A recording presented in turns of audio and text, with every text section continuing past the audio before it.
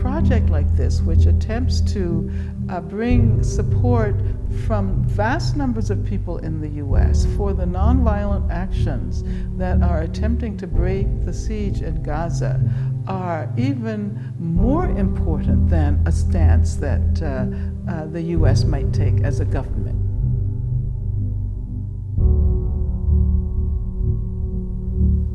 It's critically important that American citizens should make a powerful statement saying, we don't accept this. We don't accept our participation in these crimes and atrocities. It's about ordinary people saying, you won't do the job, so we're going to do it. And we're going to do it with the means we have, which is to get together, to raise money, to buy a boat, to go on a human rights mission so that we can uphold human rights and international law. When ships are on the high seas trying to go to Gaza, it's utterly illegal to touch those ships. The flotilla has an absolute right, legally, to go into Gaza. This is an inhuman siege of a population of well over 1.5 million people who are cut off from the outside world, prevented from normal trading relations, normal travel, normal importing and exporting of goods.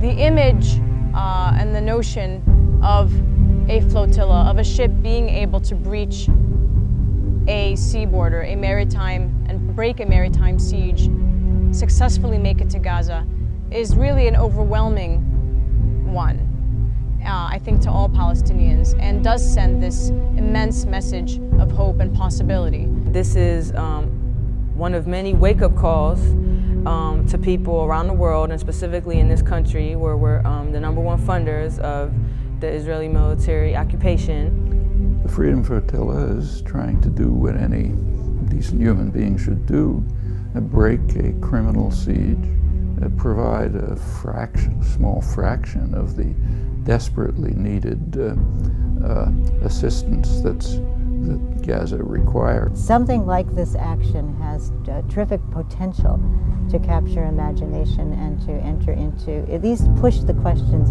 into the general discussion. Why should Gaza be subjected to this siege? That's why the strength of individuals doing this on their own, on a boat, human beings banding together and saying, enough is enough. This blockade of people, goods, food, building material, blockade of the hopes of a people is enough already, and we're going to do something about it. This is about an indigenous population that was violently dispossessed of their land, violently displaced from their homes, violently and structurally prevented return to those homes. Every international lawyer acknowledges, the UN acknowledges, it's an occupied territory. 1.5 million people imprisoned in Gaza. I can't think of a parallel in modern history of 1.5 million people being imprisoned this way. We, as United States citizens, have a great deal to do with making possible and facilitating the occupation that has turned Gaza into a prison. There is still a maritime siege being enforced on Gaza. There is an aerial siege on Gaza, and there still is a land siege on Gaza. It is a siege on the most basic freedoms of human beings. It prevents them from being able to farm, it prevents them from being able to study, it prevents them from being able to live with their families. This is what the siege is really about. Almost everything that we send to Gaza is made in munitions plants in this country. It's time that we as concerned citizens began to send to the people of Gaza something other than weapons. All of this weaponry the United States has sent to Israel, these are United States taxpayer dollars that go to Israel as the first recipient of United States foreign aid. And so to have a ship carrying an American flag that is coming solely for their solidarity would really be an awesome and unprecedented act.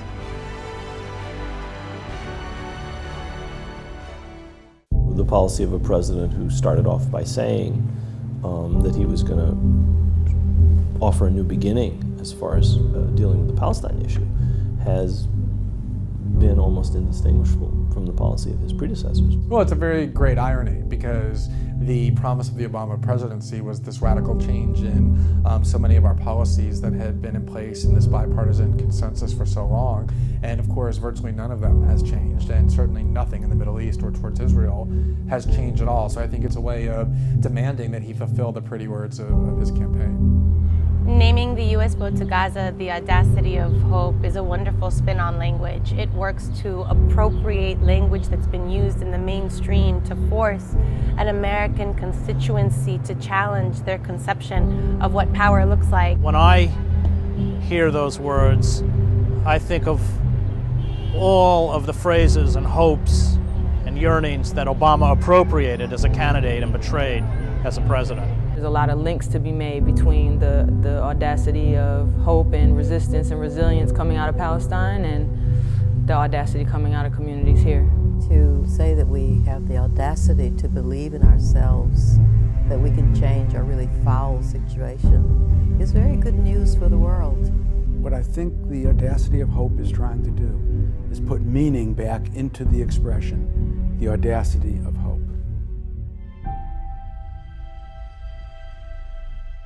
The children of Gaza need to know that there are people in the world who love them.